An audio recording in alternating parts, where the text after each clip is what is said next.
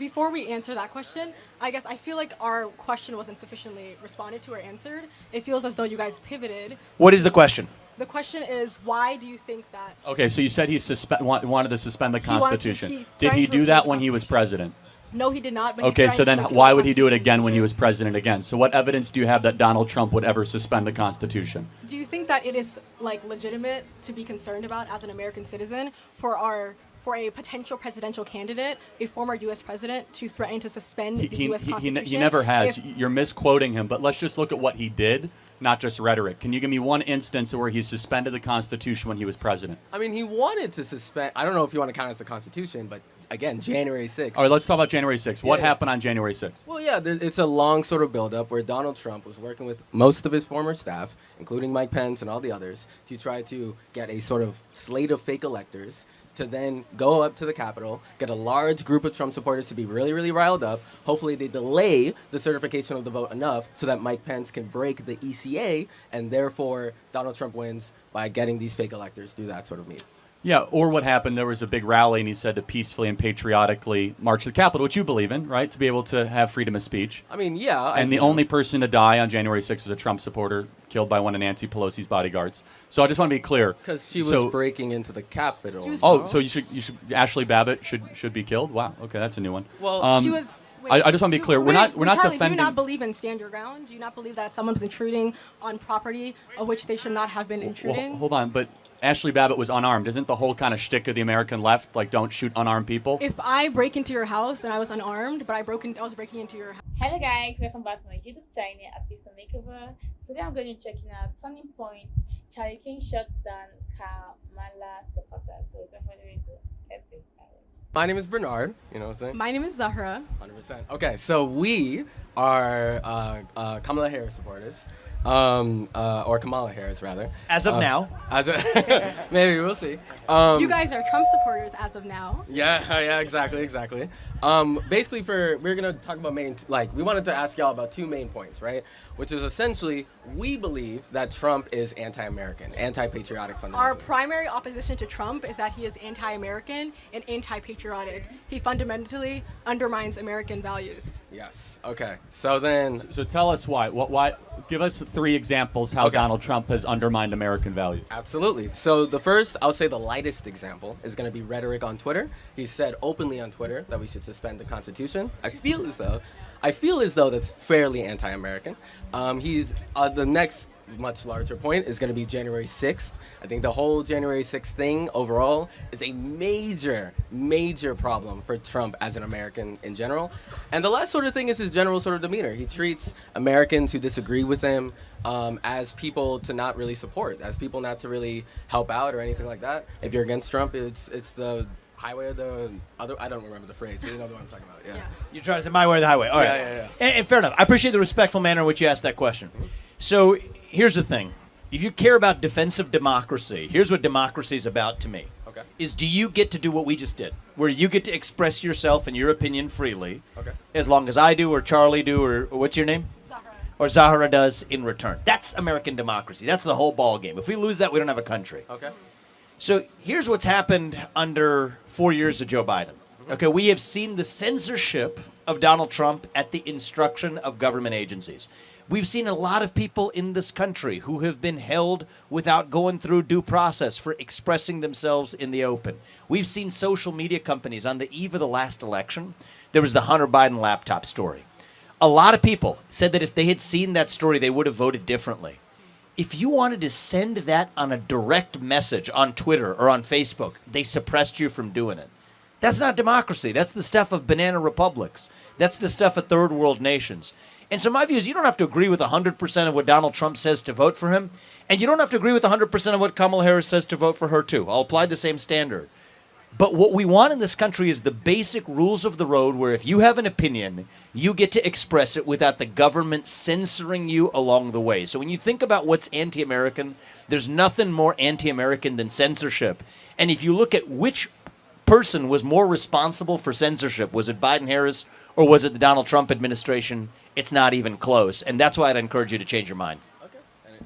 I do want to ask though. you say you're supporting Kamala Harris. Can you, either of you, tell me what you think her greatest accomplishment is? Yeah, so, I mean, there's a few. Oh, yeah. Do you want to go first? Or do you want me? Wait, before we answer that question, I guess I feel like our question wasn't sufficiently responded to or answered. It feels as though you guys pivoted. What is the question? The question is, why do you think that? Okay, so you said he wanted to suspend the He wanted to- Constitution. he Did he threatened to do repeal that the when he was Constitution. president? No, he did not. But he Okay, so threatened then to repeal why the would he do it Constitution again when he future. was president again? So what evidence do you have that Donald Trump would ever suspend the Constitution? Do you think that it is like legitimate to be concerned about as an American citizen for a potential presidential candidate, a former U.S. president, to threaten to suspend the U.S. Constitution? He never has. If- You're misquoting him, but let's just look at what he did, not just rhetoric. Can you give me one instance where he suspended the Constitution when he was president? I mean, he wanted to suspend. I don't know if you want to count it as the Constitution, but again, January 6th. All right, let's talk about January 6th. What Yeah. happened on January 6th? Well, yeah, it's a long sort of buildup where Donald Trump was working with most of his former staff, including Mike Pence and all the others, to try to get a sort of slate of fake electors to then go up to the Capitol, get a large group of Trump supporters to be really, really riled up. Hopefully they delay the certification of the vote enough so that Mike Pence can break the ECA, and therefore Donald Trump wins by getting these fake electors through that sort of means. Yeah, or what happened, there was a big rally and he said to peacefully and patriotically march to the Capitol, which you believe in, right? To be able to have freedom of speech. I mean, yeah. And the only person to die on January 6th was a Trump supporter killed by one of Nancy Pelosi's bodyguards. So I just want to be clear. Because she was So- breaking into the Capitol. She was- Oh, so you should Ashley Babbitt should be killed? Wow. Okay, that's a new one. Well, She was. I just want to be clear. We're not Charlie, defending. Do you not believe in stand your ground? Do you not believe that someone was intruding on property of which they should not have been intruding? Well, hold on, but Ashley Babbitt was unarmed. Isn't the whole kind of shtick of the American left like don't shoot unarmed people? If I break into your house and I was unarmed, but I was breaking into your house. Was George Floyd, was that a rightful death? No, but probably wasn't breaking into the cop's house. That's Well, probably he- not. he He was was- underage. He was submitted. He was submitted by. Well, everyone. so was Ashley Abbott actually. No, I don't. Ashley Babbitt was retreating at the time that she was shot in the head. Anyway, that's what do you besides the think point. about Trump's the fake elector scheme, and what do you think So about Trump trying they to were pressure alternate Roethlisberger electors, which and again, other- alternate electors is a tradition that goes all the way back to the 1960 election with JFK versus Nixon, of which was not do you- considered a threat to democracy. Okay. But I'm interested though. You guys are super, focused on technical things that we could talk about forever. Let me just ask a question. I asked you, what is Kamala Harris's greatest accomplishment? Can you tell me what that would be? Okay, yeah, so just to go through it, just so it doesn't seem like we're dodging, there's a couple different things. She's by far the most active vice president in U.S. history, I'm pretty sure. She's had the most, be mad. Wait, what do you mean active? Like, She's had the most tie-breaking votes in the Senate in U.S. history. I'm pretty sure this is true. Either that or like super close. Yeah. We'll be okay, guys. We'll be okay. Let me just rephrase. What, just in your opinion, because I want to get this on the table. What is the single thing that she has done to improve the lives of Americans? I mean, we could talk about her time as the DA. We could talk about her time. as California's Attorney General. Yeah. I guess my question to you is, what are the constitutionally prescribed roles of a vice president that she failed to okay, yeah, I'm glad you asked. So actualize? she was in charge of two things. She was in charge of the Russian-Ukrainian war before it happened, and she was in charge of the border. She was And the withdrawal from Afghanistan. And the withdrawal from Afghanistan. Those three things. The border, we have 10 million illegal people that have come to this country under her watch. She gave a speech at the Munich Security Conference where Vladimir Putin invaded Ukraine and all but invited Vladimir Putin's invasion. And then she was in charge of the withdrawal of Afghanistan. Are those three successful things that we can look to as Kamala Harris being VP? Well, it's really funny because speaking on that 10 million immigrant point, I would be more mad at Kamala Harris if they didn't try to pass a border bill. If they didn't try to pass a I border would be bill. more Yeah, mad but we at the don't need person- new border laws as exhibited by Donald Trump, because under Donald Trump, we didn't have any new border laws and border crossings were at an all-time low. Instead, Joe Biden and Kamala When? Harris, when Donald Trump was president, What from time in- 2017 to 2021, I think when there he was a president. specific period of time and it was an all-time low. Yeah, it was an all-time low on an average over the 4 years of Trump being president. But the first thing Joe Biden and Kamala Harris did is they rescinded 65 executive actions that Donald Trump put into place. For example, DNA testing. If I were to ask you how many kids right now are missing from the southern border, how many would you say? I'm pretty sure y'all say something like 350,000. Yeah, or so something like that. 320,000 kids are missing, many of whom are being sex trafficked. Do you know why that is? Because Kamala Harris got rid of DNA testing on the southern border, where you no longer have to be swab DNA test. It takes 90 seconds to find out if a kid is related to the person that is bringing them across the border. So Kamala Harris has been responsible for the border, which is one of the greatest failings in modern American history. And so, yes, as a vice president, you are tasked with certain projects and certain things. Everything she has touched has been a miserable failure. If that is the case, why would she be a good president?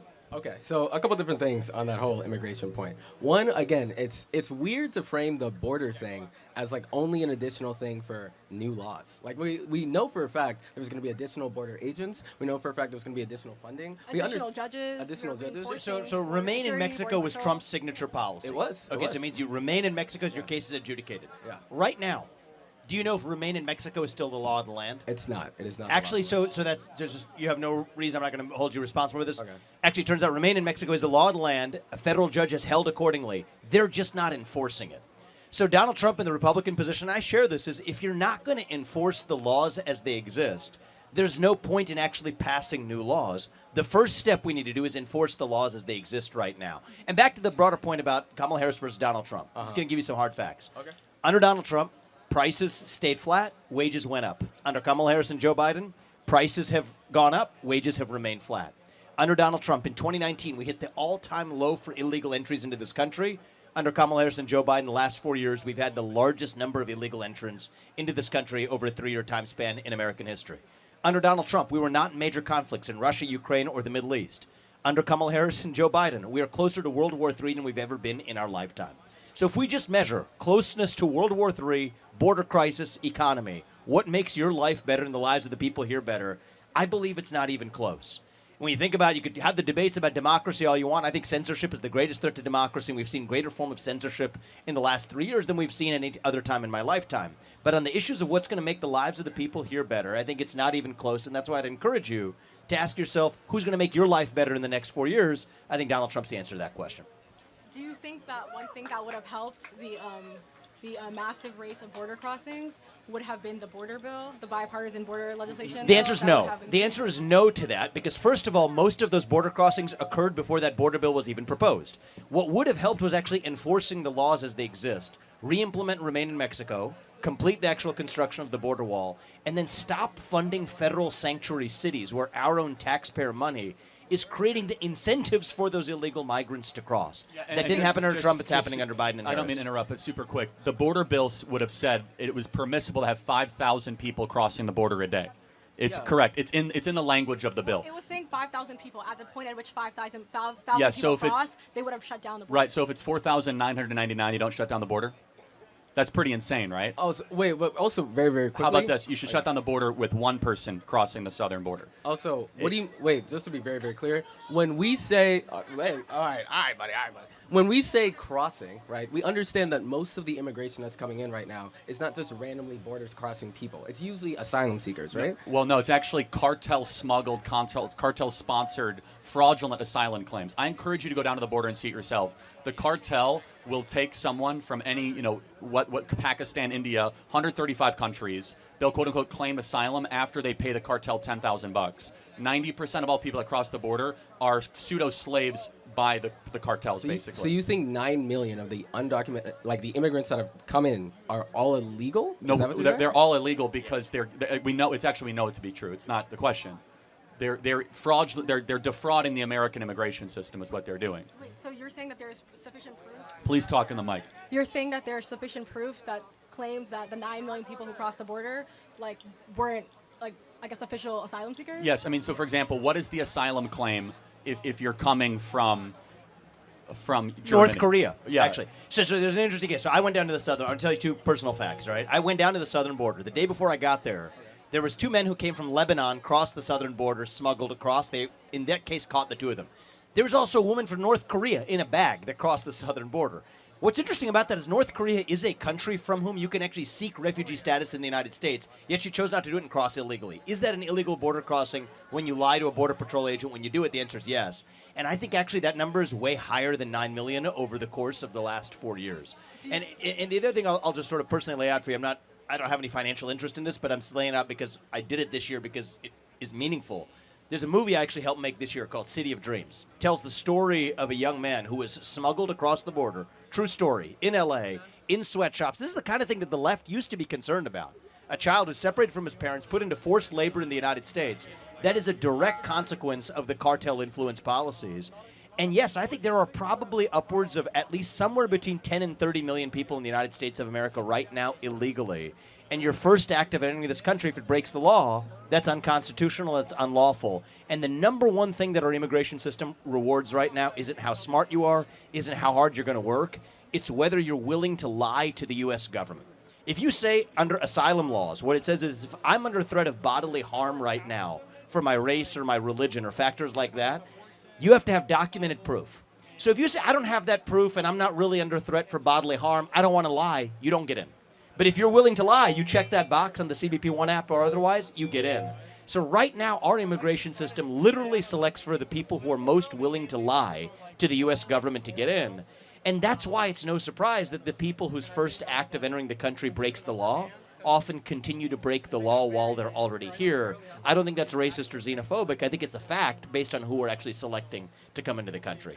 Do you think that allowing for thousands of more Border Patrol agents and more judges to properly assess and legitimize the validity of these asylum and otherwise claims would possibly reduce that number and help the issue? It would reduce that number if the ones who are already there were allowed to do their jobs. But right now, the ones who are there are actually not allowed to do their jobs because remain in Mexico, though it's technically the law of the land, Homeland Security has been instructed not to enforce it.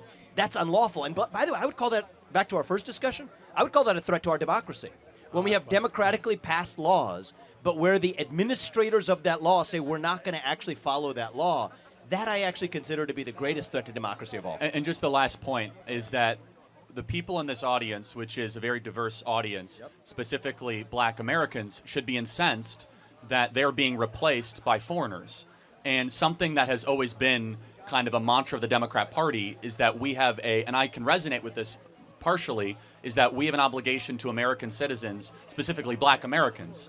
And black Americans are now being put aside so that a bunch of foreigners can come undercut wages and fill your cities. In fact, we see this in Chicago, New York. So I don't expect you guys to put on the MAGA hat right now, but I want to plant a seed for you guys that the black community, which you obviously both care a lot about, is actually not being prioritized. Instead, people from the third world are coming in and black America is getting put last, which seems to be a common theme over the last 60 years when Democrats are in control. Well, okay. I guess final point. Thank you guys so much. Thank you. I appreciate it. Thank you, guys. Okay, that was nice with you. I feel when you want to vote, be sure of who you want to vote. Don't just listen to some 1-2 news about them and you're like, oh, then I prefer this one over this person, and listen to bad news about the other person and you're like, no, this person is the bad person. I don't know if I'm making point, but be sure, do your research. Don't pick one thing and run with it. Just like it's not like loving a celebrity, because if it's a celebrity, you can just see that, oh, this celebrity gives to the poor, and then you're in all of them. But this is someone that's going to rule over the country. It's going to be there for the next 4 years. So make sure you're voting not just because of one word they said, but because of a continuous thing they promise to do and how they act. But this was good. So let me know what you think about my reaction. Don't forget to like, subscribe, and share my videos. I'll see you in the next one. Bye.